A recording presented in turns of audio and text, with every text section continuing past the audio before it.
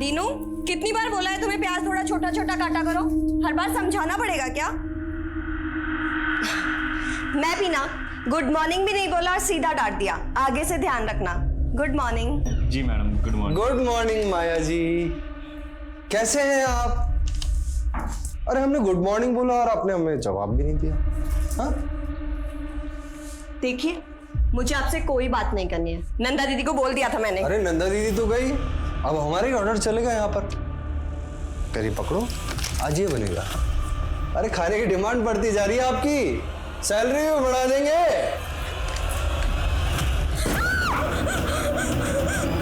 क्या हुआ madam? Madam वहां पे किसी कटी हुई उंगली है।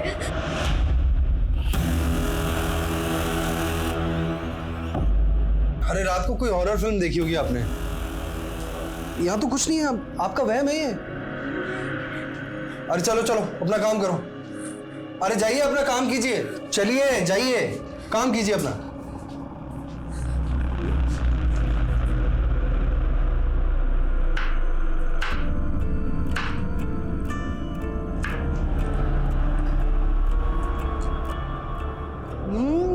बहुत टेस्टी है माया, तुमने तो बिल्कुल 5 स्टार के होटल के शेफ जैसी डिश बनाई है। Very good, keep it up.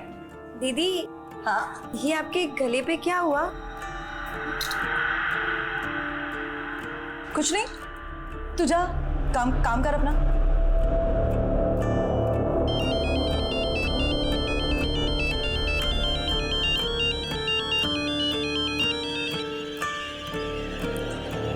जी पापा।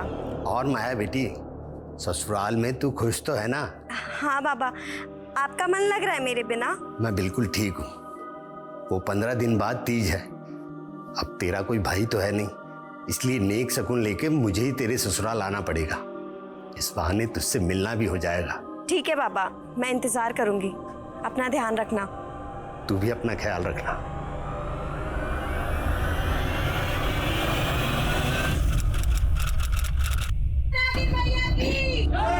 नागिन मैया की, नागिन मैया की, नागिन मैया की, नागिन मैया की, नागिन मैया की, नागिन मैया की, नागिन मैया की, नागिन मैया की, नागिन मैया की।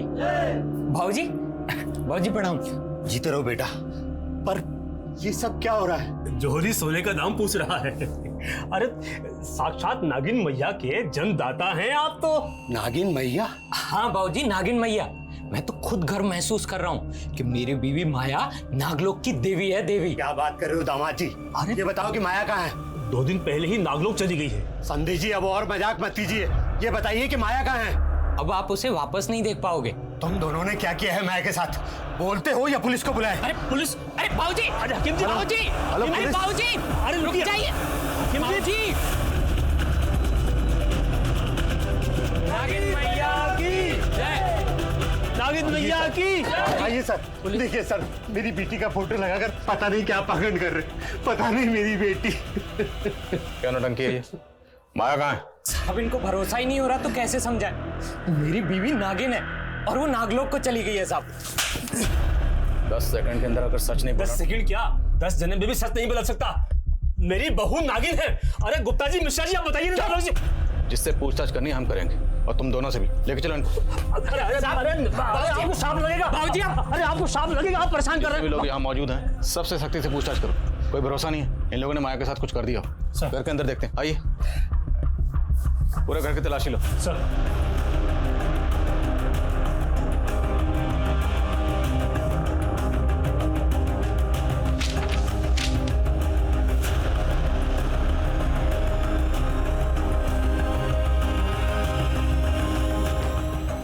सर अंदर से दवाइयों का बॉक्स मिला है। निकालो बाहर। हाथों में ना वो दाग थे, जैसे सांप की खाल में होते हैं ना साहब। हमने तो चरम रोग समझ के उसको वैद्य को दिखाया, लेकिन उसने बताया कि वो रोग है, वो लाइलाज है साहब। इस वजह से माया को हमारे मोहल्ले में तिरस्कार सहना पड़ा साहब। कोई परिवारी ना है ये, डायन से भी ऊपर की चीज है। हमारी पत्नी बोल रही थी नागिन जैसी छाल है इसकी। अच्छा, हाँ, फिर तो पत्नी के रूप में अभिशाप ले आया, बेचपना है। और क्या। चरम रोग की बात साहब सब जगह फैल गई और फिर मोनी बाबा आए। मोनी बाबा? हाँ साहब, मोनी बाबा की महानता को यहाँ सब जानते हैं साहब। अभी 1 सप्ताह पहले यहाँ आए थे साहब। नागिन मैया दर्शन दीजिए। मोनी बाबा, बाबा प्रणाम। प्रणाम। नागिन मैया, नागिन मैया, जय हो नागिन मैया, धन्य हो नागिन मैया। ये सब मूर्ख लोग हैं जो आपका अपमान कर रहे हैं। वाह, ये आप क्या बोल रहे हैं बाबा? चुप कर अधर्मी। तू और तेरा बेटा ही नहीं, तेरे पड़ोसी भी इस पाप में भागीदार हैं। इनके हाथ पे ये तेजस्वी चिन्ह देख रहे हो तुम सब? ये नागलोक की देवी है, नागलोक की देवी है ये, नागिन मैया की जय। फिर बाबा पूजा सत्कार के लिए लेकर के गए और फिर सबको दिव्य स्वरूप के दर्शन दिए उन्होंने। नागिन मैया की जय, नागिन मैया की जय, नागिन मैया की जय, नागिन मैया की जय। तुम लोगों ने जो भी नौटंकी की, लेकिन माया कहाँ चली गई? साहब मैंने 2 रात पहले उसको कमरे में छोड़ा था। भाई विराजी, और कल से सिर्फ सुबह के 9 बजे से लेकर के रात के 9 बजे तक आपके दर्शन होंगे, जब तक आप आराम कीजिए। जय हो नागिन मैया की, जय हो जय हो जय हो। फिर जब सुबह देखा तो वो वहां नहीं थी साहब। फिर हमने मोनी बाबा से संपर्क साधा तो बाबा ने बताया कि माया तो नागलोक चली गई है साहब। इनका नागलोक का भूत उतारो जरा। सर, माया के पड़ोसी तो उसके पति और ससुर की तरह ही बातें कर रहे हैं। उल्टा वो तो कह रहे हैं कि वो माया का अच्छे से ख्याल रखते थे, क्योंकि माया फैमिली के अंदर इकलौती ब्रेड अर्नर थी। तो माया कहीं जॉब करती थी? हाँ सर वो होटल ड्रीम स्टार के अंदर शेफ थी। और माया का देवर मुकेश, उसके बारे में कुछ पता चला? सर, लोग बाग कह रहे हैं कि जब से नागलोक का ड्रामा शुरू हुआ है तब से मुकेश दिखा ही नहीं। पता करो इस मुकेश के गायब होने के पीछे क्या राज है। और ये मौनी बाबा, सारा अंधविश्वास इस मौनी बाबा का फैलाया हुआ है। इसकी कुंडली भी खंगालनी पड़ेगी। Yes sir. कम। मैंने ब्रिज का मोबाइल चेक किया। वो ZigZag मोबाइल ऐप पर अपने बहुत सारे वीडियोस डाला करता था। कुछ वीडियोस तो नागिन मैया के ही थे। ये देखिए सर, इसको काफ़ी सारे लाइक्स और व्यूज़ मिले। कहीं ब्रिज ZigZag पे फेमस होने के लिए तो ये खुराफात नहीं कर रहा। इसके बाकी सोशल मीडिया अकाउंट भी खंगालो। सर, मैं नागिन की बात नहीं करूंगा, नेवले की बात करूंगा। नेवला नागिन का दुश्मन, और हमें ये अच्छी तरीके से पता है कि कौन सा नेवला नागिन को गायब किया है, और जल्दी ही हम उसका नाम पब्लिक करेंगे। तो जानने के लिए बने रहिए हमारे चैनल अतरंगी छोकरा पर। लाइक एंड सब्सक्राइब करना ना भूलें। दिखा अभी देखना, इस वीडियो पर 1 मिलियन व्यूज और 1 लाख लाइक ना आए तो कहना मेरी जान। क्यों नहीं मुन्ना भी, आप तो छा जाओगे। अपलोड कर फटाफट।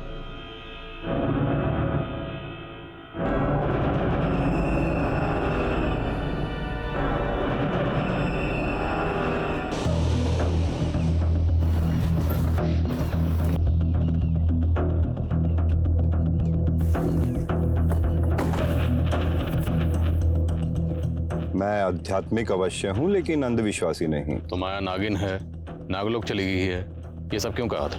मैं उस नारी की मदद करना चाहता था और वो स्वयं यहाँ मदद के लिए आई थी। बाबा जी, अभिशाप बोल कर लोगों ने मेरा जीना मुश्किल कर दिया है।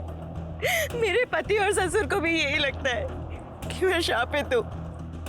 बाबा जी, मेरी मदद कीजिए ना। लोग उस बेचारी का अपमान ना करें, इसलिए मैंने लोगों से कहा कि उनके हाथों पे ये किसी दिव्य रहस्य का चिन्ह भी तो हो सकता है, और लोगों ने उसे नागिन मैया बना दिया। इसके अलावा मैंने कुछ नहीं किया। आपने कुछ नहीं किया तो माया गायब क्यों हुई है? कहाँ है माया? माया के गायब होने से मैं खुद हैरान हूँ, लेकिन मेरा इस अपराध से कोई लेना देना नहीं।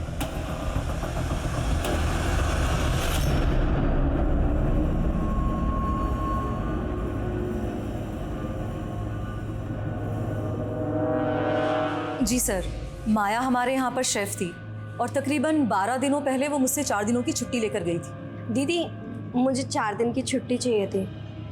माया, तू तो जानती ना तेरी यहाँ पर कितनी डिमांड है। अच्छा, 4 दिन बाद पक्का काम पर आ जाना। हाँ ठीक है दीदी। ठीक है। वो दीदी, मुझे कुछ एडवांस मिल सकता है? सर, माया मुझसे 1 महीने का एडवांस लेकर गई थी।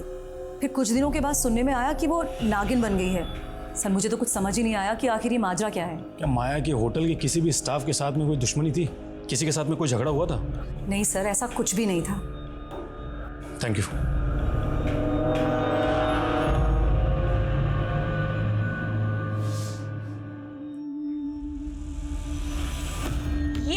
बाबा, माया का स्पेशल मलाई कोफ्ता खाइए और दीजिए नंबर।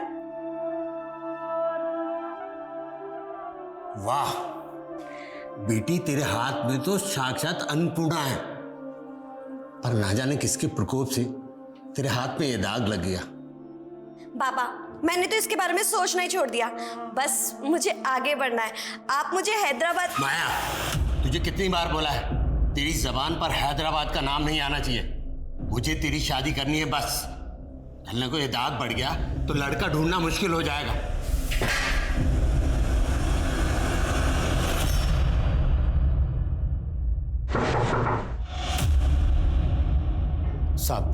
साहब मेरी बेटी मिली क्या? देखिए, हम उसे ढूंढने की हर मुमकिन कोशिश कर रहे हैं, पर हमें पता चला है कि माया को नागिन बनाने का सिलसिला 1 हफ्ते पहले से चल रहा था। तो इस 1 हफ्ते में आपकी माया से फोन पर तो बात हुई होगी? मेरी तो माया से 10 दिन पहले फोन पे बात हुई थी, और उस दिन तीज पर जाने से पहले मैंने फोन लगाया तो उसका फोन बंद था। सोचा था उससे जाकर मिल लूं, लेकिन वहां तो। अच्छा, माया ने कभी आपसे अपने ससुर या पति के बारे में कुछ बताया कि उनका बर्ताव कैसा था? उसने की कभी निंदा नहीं की, लेकिन अब वो लोग मुझे ठीक नहीं लग रहे। माया और ब्रिज की शादी 9 महीने पहले हुई थी, तो शादी से पहले माया का किसी लड़के के साथ कोई प्रेम से? अरे नहीं साहब, माया तो बहुत सुशील और संस्कारी लड़की है। अच्छा, मौनी बाबा ने हमें बताया कि माया खुद उनसे मदद मांग पाठ ना के बराबर करती थी। ये सब उनकी झूठी कहानी। पक्का मेरी बेटी के खिलाफ कोई बड़ी साजिश रची गई है। इतने दिनों से कहाँ गया वो तुम? चल क्या रहा ये सब? हाँ, और हो कहाँ? हमारे बगैर दिल नहीं लग रहा तुम्हारा। बकवास बंद करो और सच सच बताओ मुझे, कहीं तुमने माया को? नहीं, उस जहरीली नागिन के जहर से थोड़ी मरना हमको। मैंने अपने पिछले वीडियो में जिस नेवले का जिक्र किया उसको संशोधित करते हुए अभी मैं गिद्ध की बात कर रहा हूँ। सर, ये मुन्ना जिगजॉग ऐप पर ब्रिज का कॉम्पिटिटर है। दोनों में जिगजॉग से लेकर सोशल मीडिया के स्टेटस तक हमेशा जंग छिड़ी रहती है कि कौन किससे बेहतर है। लेकिन ये किस नेवले गिद्ध की बात कर रहा है? ये कोई इंसान है जिसने माया को गायब किया, या फिर कोई इस तरह का कांड करके सोशल मीडिया पर हीरो बन रहा है? अगर इस तरह के वीडियो वायरल होते रहे तो अंधविश्वास और फैलेगा। साइबर सेल से कांटेक्ट करो, उनसे कहो कि इस तरह के वीडियो वायरल करने वालों पर तुरंत कार्रवाई करें और मुन्ना को उठा कर लाओ। Okay sir. माया के ससुराल में जो कफ सिरप की बॉटल्स मिली थी, उसकी जांच में पता चला है कि उसमें काफी मात्रा में। ये तो एक एसिड ड्रग है जो बैन है, और लोग गैर कानूनी तरीके से इसका इस्तेमाल नशे के तौर पर करते हैं। बोलो, ये ड्रग्स तुम लोग कौन से पातालोक में सप्लाई करते थे? साहब वो कप सिरप तो मेरे भाई मुकेश की है साहब। वो दवा सप्लाई का बिजनेस करता है ना साहब। क्या है इसमें? कुछ नहीं बाबू, खांसी की दवाई है। मुझे भी कल से थोड़ी खांसी चल रही है, मैं पी लूं क्या? अगर इसको पी लिया ना तो सीधे ऊपर पहुंच जाओगे। अच्छा, ऐसा क्या है इसमें? कहीं तू गैर कानूनी धंधा तो नहीं कर रहा? साहब, अगर मेरा बस चलता ना तो मैं मुकेश को हमेशा के लिए घर से बाहर निकाल देता साहब, लेकिन उसको गायब कर दिया ताकि तुम लोगों के कान पर पर्दा पड़ा रहे। नहीं साहब। मुकेश कहाँ है? बोलो साहब, सच में मैं कुछ नहीं मालूम साहब। सब पता चल जाएगा, थोड़ी धुलाई और करेंगे। विशाल साहब, मेरी पूरी बात तो सुन लीजिए। तो बोल, किस नेवले और गिद्ध की बात कर रहा था तू अपने वीडियोस में? साहब, वो वीडियो तो मैंने ऐसे ही डाला था ताकि हमारे वीडियो पे ज्यादा से ज्यादा लाइक और ज्यादा से ज्यादा व्यूज आ सके। तेरा ब्रिज के साथ में 36 का आंकड़ा था, कहीं उससे जल के तो तूने उसकी बीवी को? नहीं साहब, मैंने कुछ नहीं किया साहब, मेरा कोई 36 का आंकड़ा नहीं था उसके साथ में, बल्कि ब्रिज और मुकेश जो उसका भाई है उन दोनों के बीच में 36 का आंकड़ा था। सोने पे सुहागा तो ये था सर कि मुकेश ने अपने भाभी के चक्कर में प्रेम कुमार जैसे आदमी से पंगा ले लिया। प्रेम कुमार? मेरी तो क्या, अगर मेरी भाभी पे गलत नहीं डाला ना तो कहाँ डालूंगा? क्या कर रहा है? ये प्रेम कुमार कौन है? बड़ा बिजनेसमैन और 1 नंबर का चमड़ी खोर है। उसको लगता था कि ब्रिज नपुंसक है तो उसकी बीवी को पटा लेगा। ब्रिज नपुंसक? हाँ, उसने सिर्फ माया से नाम के लिए शादी की थी, बाकी प्रेम लीला तो दोनों देवर भाभी के बीच में चल रही थी।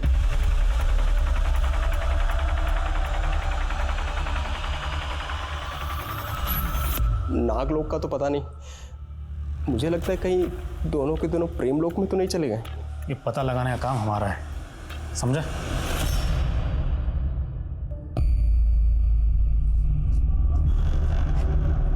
हाय संजना। मैंने तुमसे बोला है ना कि मेरा तुमसे कोई लेना देना नहीं है। संजना तुमने ही तो मुझसे दोस्ती की थी, अब तुम इस तरह ब्रेकअप क्यों कर रही हो? क्योंकि तुम धोखेबाज हो। तुमने मुझसे क्या कहा था कि तुम्हारा गारमेंट का बिजनेस है और तुम लॉन्ड्री में कपड़े धोते हो। संजना, माना कि मैं लॉन्ड्री में कपड़े धोता हूँ, लेकिन मैं बहुत जल्दी गारमेंट का बिजनेस शुरू करने वाला हूँ। मैं बहुत अमीर होने वाला हूँ और तुमको तो मैं हमेशा खुश रखूंगा। प्लीज प्लीज संजना, मुझसे शादी कर लो। तुम्हारे जैसे आदमी को ना मैं अपना नौकर तक ना रखूं, समझे तुम? बड़े यार। सर मुन्ना जो भी बोले, माया जब गायब हुई थी मुकेश उसके पहले ही गायब हो गया था। सर कहीं ऐसा तो नहीं कि मुकेश पहले गायब हुआ और माया बाद में, ताकि दोनों के अफेयर्स पे किसी को शक ना हो। लेकिन माया को गायब करने के लिए जो नागलोक का आडंबर रचा गया ना, सबसे पहले हमें इसका राज जानना। प्रेम कुमार का कुछ पता चला? सर वो अलवर का रहने वाला है, फिलहाल गायब है। सर मुकेश भी प्रेम के लिए काम करता था, दोनों के बीच में काफ़ी कॉल्स होते थे। सर प्रेम का फ़ोन 2 महीने पहले से बंद है, जबकि मुकेश का फ़ोन 10 दिन पहले बाड़मेर में बंद हुआ था। ये तो इंटरनेशनल बॉर्डर एरिया है, तो क्या पड़ोसी मुल्क से ड्रग्स लाकर ये लोग ड्रग्स को यहाँ सप्लाई करते हैं?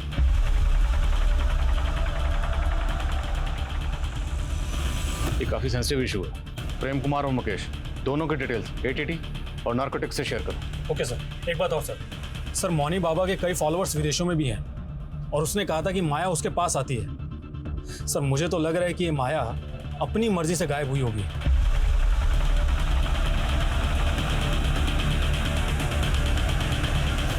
हाँ, लेकिन माया गायब कहाँ हुई? मेरे अंदर से एक आवाज़ गूंजती है जिस पे मोहित होकर मैं बेचैन हो जाती हूँ। ये आवाज़ हैदराबाद से आती है बाबा। मैं खुद को वहाँ जाने से नहीं रोक सकती। मुझे माफ़ कर देना बाबा। आपकी माया।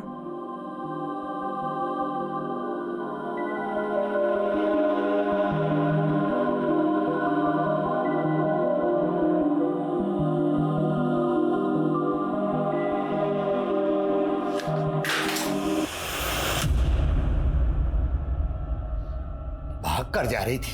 चल तुझे मैं बताता हूं। चल चल चल। कहां भाग रही थी? 2 दिन बाद तेरी शादी है और तू हैदराबाद भागना चाहती है? बाबा, प्रेम और पति का मेरे जीवन में कोई स्थान नहीं है। मैं केवल अपनी प्रतिज्ञा पूरी करना चाहती हूँ बस। जब तक तेरी शादी नहीं हो जाती तो इसी रूप में रहेगी। बाबा नहीं, बाबा नहीं, प्लीज दरवाजा खोलो बाबा।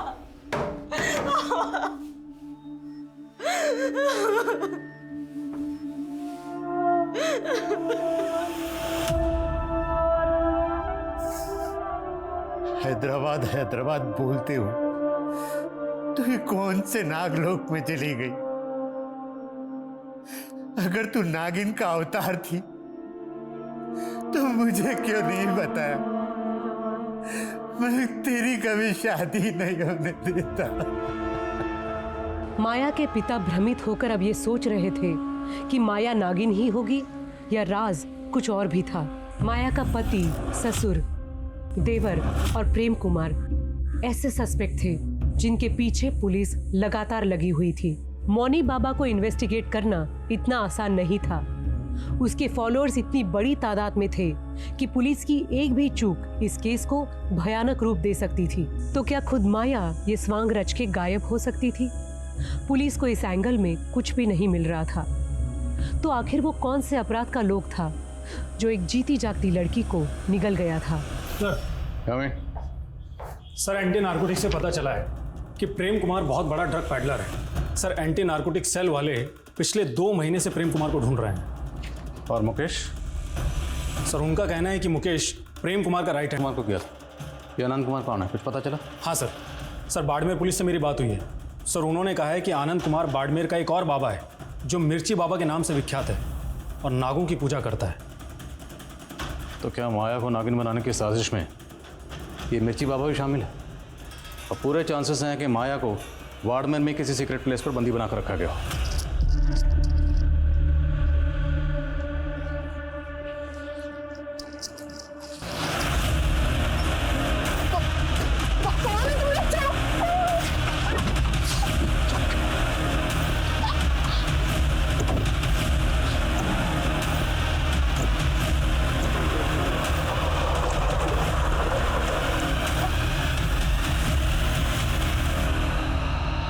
देखिए साहब, मैं किसी प्रेम कुमार को नहीं जानता और ना मैं किसी माया को और ना मुकेश को। देखो अब जरा गौर से देख, अब बोल, दोनों को जानता है? नहीं जानता साहब। नहीं जानता ना, कोई बात नहीं, इसको थाने लेकर चलो, वहाँ पूछते हैं। नहीं साहब, मैं सिर्फ इस लड़के को जानता हूँ पर इसका नाम भी नहीं पता मुझे, पर कुछ दिन पहले हमारे पास आया जरूर था। बाबा जी, मुझे एक नागिन को वश में करना है, कुछ उपाय बताइए ना। नागिन तो सिर्फ उसी के बस में आती है जिसके पास सिद्ध नागमणि हो। सिद्ध नागमणि? वो कैसे मिलेगी मुझे? उसको नागमणि के लिए उतावला देख के मैंने सोचा कि उससे अपनी तंत्र साधना के लिए भी एक खोपड़ी का इंतजाम कर लूं। वो सब कुछ ला देगा तो मैं उसे एक चमकीला पत्थर देके बोल दूंगा कि यही नागमणि है। तो सब लेकर आया था? नहीं साहब, वो दोबारा नहीं है। अच्छा, वो किस नागिन की बात कर रहा था? नहीं, उसने बताया तो नहीं, पर वो नागमणि के लिए जरूर यहाँ आएगा।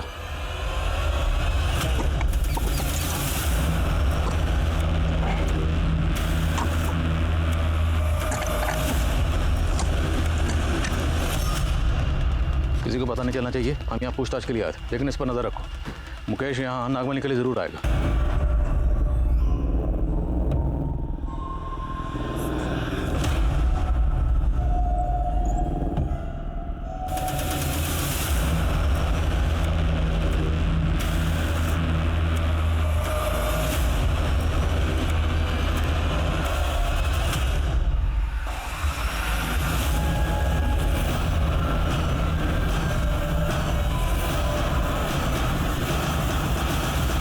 अरे उस लड़की को लक्ष्मी नगर छोड़ दे और यार कल का इंतजाम देख। अब भाई देख, रोज रोज बासी माल थोड़ी खाएंगे, कोई अच्छी सी नई लेकर आ यार। हाँ ठीक है, कहने की भी लायक नहीं है।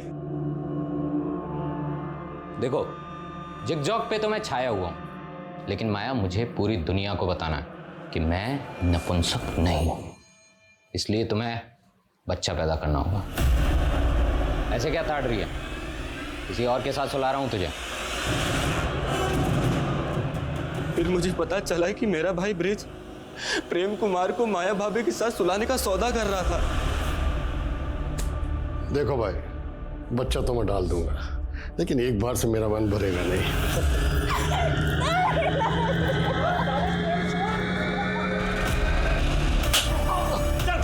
चल, अगर मेरी भाभी पे गलाई नहीं डाला ना तो कहाँ डालूंगा? क्या कर रहा है? ब्रिज ही नहीं सर, मेरा बाप भी एक नंबर का लीचड़ है, हमेशा माया भाभी पे निगाहें टिकाए रखता था। बहू, अब तुम भी आराम कर लो, उसका तो कोई भरोसा नहीं है, वो आए या नहीं भी आए। प्लीज छोड़ दीजिए मुझे, ऐसा मत कीजिए, मैं आपके बेटे की पत्नी हूँ, प्लीज छोड़ दीजिए। फिर मुझे उनके नागिन बनने और नागलोक जाने की बात पता चली। तो ये बता, तो वो खोपड़ी कहाँ से लाया था? किसकी कबर खोदी थी? और प्रेम कुमार कहाँ है? क्योंकि तेरे और उसकी फोन की लोकेशन उसका फोन बंद होने से पहले सेम थी। हासिल करने दीजिए सर। अबे कोई नागमणि नहीं है, क्यों बेवकूफ बने हो? वो मिर्ची बाबा तुम्हें बेवकूफ बना रहा था। वो सब कुछ ला देगा तो मैं उसे एक चमकीला पत्थर देके बोल दूंगा कि यही नागमणि है। बोलो, माया कहाँ है? ब्रिज और उसका पिता विष्णु इस बात से लगातार इनकार कर रहे थे कि उन्होंने माया से प्रोस्टिट्यूशन या उसका शोषण करने की कोशिश की। पुलिस नागलोक को किसी आपराधिक क्षेत्र का कोड नेम भी मान रही थी। क्या पुलिस सही दिशा में काम कर रही थी? माया के गायब होने का रहस्य अब इस केस को किस आयाम पे ले जा रहा था? मैं जिंदगी के एक ऐसे नर्क लोक में थी जहां माँ की कही हर बात झूठी साबित हो रही थी।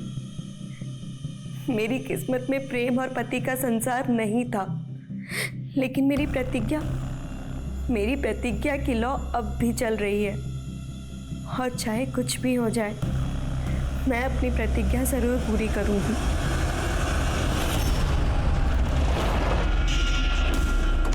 जिससे इसकी पहचान की जा सके।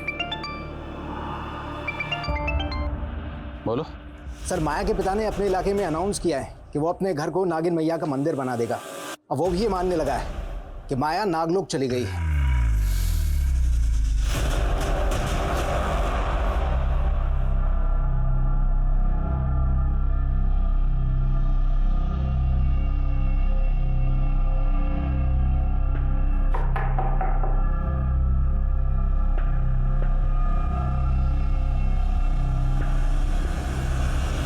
सब क्या है? आपने भी अपनी बेटी माया की पूजा शुरू कर दी। इतने दिनों में आप माया का कुछ पता ही नहीं लगा पाए, तो मैं क्या करूं? मुझे लगा कि कहीं मैंने अपनी बेटी की शक्तियों का अनादर किया और मुझे परलोक में दंड भुगतना पड़ा तो। आप वाकई इतने सीधे हैं? ये सीधेपन का नाटक कर रहे हैं? नाटक नहीं कर रहा मैं, नाटक नहीं कर रहा। मेरी बेटी के चले जाने पर गलसा हो गया। मैंने हमेशा अपनी बेटी की इच्छाओं का अनादर किया।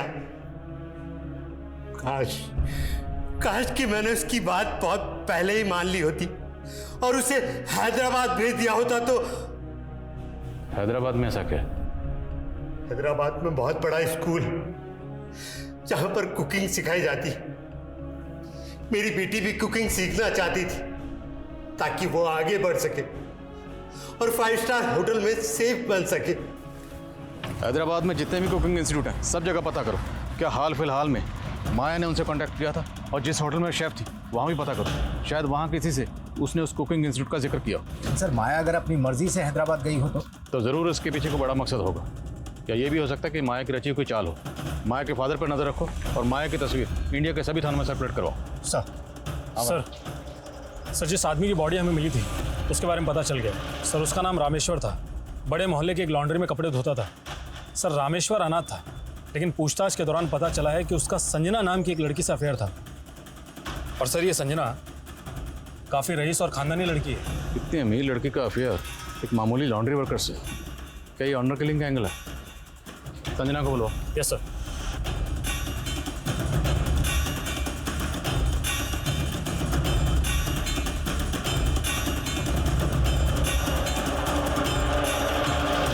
सर मेरा और रामेश्वर का कोई अफेयर नहीं था, आपको किसी ने झूठ बोला है।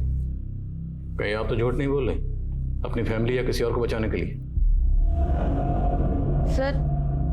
सर रामेश्वर मुझे बहुत परेशान करता था।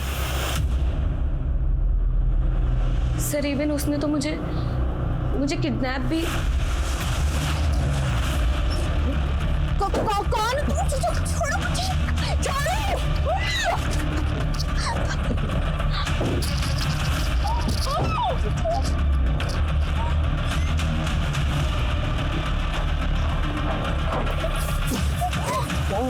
स्टॉप करना गाड़ी जल्दी। अरे देख तुम रुक। संजना मैं तुमसे सच्चा प्यार करता हूँ और अब तुम्हारी मेरी शादी होकर रहेगी।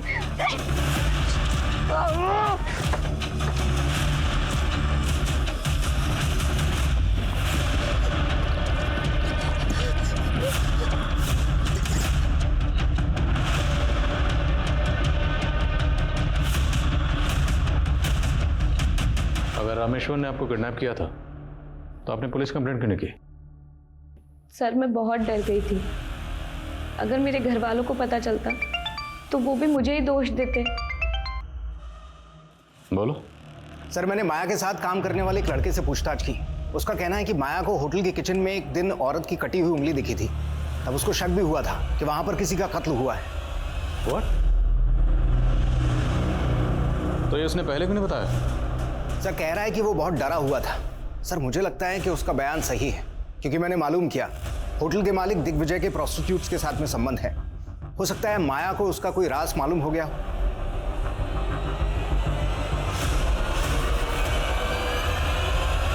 सर फॉरेंसिक टीम किचन में लेके जा। चलिए। सर माया ने वो सब कुछ मुझे भी बताया था, पर वो उसका वहम था। वहम था या हकीकत, ये तो फोरेंसिक पता लगा लेगी। ध्यान रहे खून के धब्बे कितने भी पुराने क्यों ना हो, सब पता चल जाएगा। फिलहाल आप ये बताइए कि आपके पतिदेव कहाँ हैं? दिग्विजय।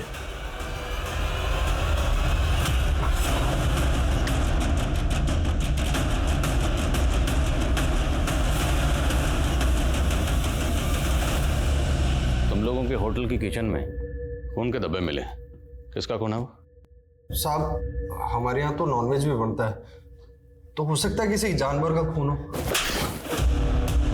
फॉरेंसिक ने चेक किया, किसी नौकर के कसाई ने नहीं। इंसान और जानवर का फर्क समझते हैं। बोलो किसका खून? नहीं सब मैंने नहीं मारा उसे, ये सब इसकी करतूत है। सब इसे सेक्स की आदत है, जानवरों की तरह नोचता था मुझे। तो मैंने अपनी खैर मनाने के लिए प्रोस्टिट्यूट के साथ सोने को बोल दिया।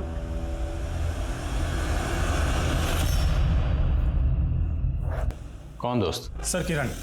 सर रामेश्वर के सोशल मीडिया अकाउंट पर उसका फोटो मिला। सर किरण और रामेश्वर को कई लोगों ने एक साथ में देखा था, लेकिन सर रामेश्वर के किसी भी दोस्त से किरण का कोई पता ठिकाना नहीं मिल रहा है।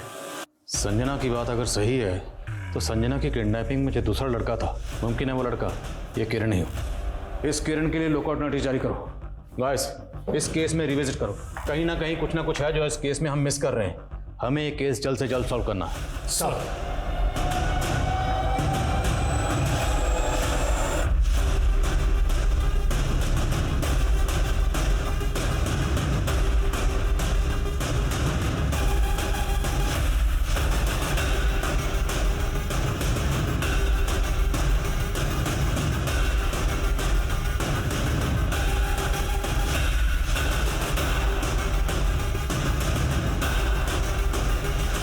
सर माया के केस से जुड़ी कोई नई इन्फॉर्मेशन तो नहीं मिली हमें, लेकिन एक दूसरे केस में रामेश्वर के दोस्त किरण के बारे में काफ़ी बातें मालूम चली है।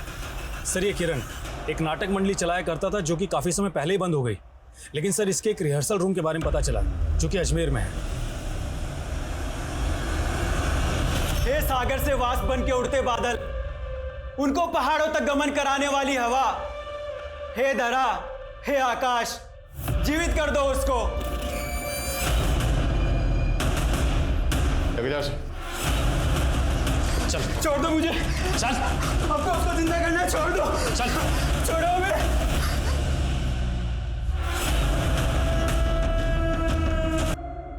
वो बहुत दुखी थी। उसके पति ने उसका सौदा करना चाहा, लेकिन फिर भी वो मेरे साथ नहीं भागी। फिर उसको सहारा देने के लिए मैंने एक खुरापात की। मैं मोनी बाबा का भक्त था। उसने बोला मैं बहुत बड़ा कलाकार बनूंगा, लेकिन सब झूठ। इसलिए उसका भांडा फोड़ने के लिए मैंने पहले से उसके पापों का वीडियो बना रखा था। किस किस के साथ सोए हो हम सब बता देंगे दुनिया को। मेरी धमकी से डर के उसने माया को नागिन मैया बना दिया ताकि मैं उसके साथ में भाग जाऊं और लोगों को लगे कि वो नागलोक चली गई है। लेकिन जैसे ही वो नागिन बनी, मैं खुद उसकी प्रसिद्धि देखकर चकित रह गया और उसको वहां से भगा लाया।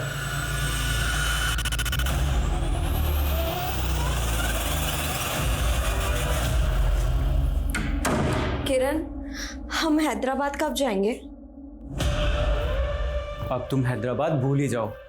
नागिन मैया की प्रसिद्धि शेफ बनने की प्रसिद्धि से बहुत बड़ी है। अब तुम भी अपने पैर मेरे साथ यहीं जमा लो। इतना चढ़ावा आएगा ना कि सारा कड़की खत्म हो जाएगा। मतलब तुम भी मुझे इस जंजाल में बांध कर रखना चाहते हो, सिर्फ अपने स्वार्थ के लिए? अगर मैं उसे हैदराबाद ले भी जाता तो आपके झमेले में फंस जाता, इसलिए मैं उसको टालता रहा और कुछ ऊपर की कमाई के लिए लोगों को उसके साथ सुलाने भी लगा। और जब वो तेरी गिरफ्त से भागना चाह रही थी तो ने मार दिया उसको, और रामेश्वर को भी। रामेश्वर का उस कांड से क्या लेना देना था? साहब, मैंने माया को नहीं मारा, लेकिन उसको भगाने में रामेश्वर की मदद ली और रामेश्वर को अंधविश्वास दिया कि अगर वो नागिन मैया की सेवा करेगा तो रईस बन जाएगा। लेकिन उसकी गर्लफ्रेंड ने उसको छोड़ दिया और उसका मोह भंग हो गया। कहने लगा कि वो सब कुछ पुलिस को बता देगा। फिर इसी शर्त पे माना कि जिस तरह से हमने माया को उठाया था उसी तरह से संजना को भी उठा ले। कौन? छोड़ो मुझे,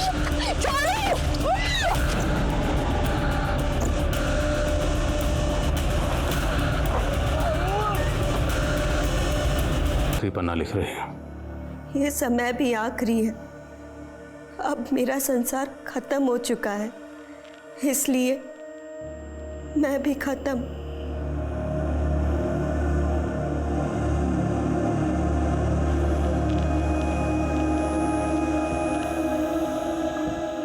माया की पोस्टमार्टम रिपोर्ट से ये जल्द ही साबित हो गया कि माया ने आत्महत्या की थी। माया एक अरसे से अपने सपनों को पूरा करने की उम्मीद में जी रही थी। वो अपनी तकलीफों से भी जूझ रही थी, लेकिन वो अगर कानून से मदद लेने का हौसला रखती तो शायद उसकी उम्मीदों को भी हौसला मिल जाता। पर किरण पर भरोसा करने की उसकी एक गलती ने अंधविश्वास का ऐसा माहौल बना दिया कि वो मुसीबतों से निकलने के बजाय उनमें फंसती ही चली गई। इतिहास गवाह है, अंधविश्वास हमेशा अपराध को ही जन्म देता है और फिर एक ऐसे निराशावाद का जन्म होता है जिससे मनुष्य और समाज का उत्थान रुक जाता है, जो हम सबके लिए घातक है। अब मैं सोनाली कुलकर्णी आपसे विदा लेती हूँ। फिर मिलेंगे एक ऐसे ही चौंका देने वाले केस के साथ क्राइम पेट्रोल सतर्क जस्टिस रिलोडेड में। तब तक अपना और अपने परिवार का ख्याल रखिए। आप जानते हैं हम सब एक मुश्किल दौर से गुजर रहे हैं। कृपया मास्क पहने, सैनिटाइजर का इस्तेमाल करें और सोशल डिस्टेंसिंग बनाए रखें। देखते रहिए क्राइम पेट्रोल सतर्क।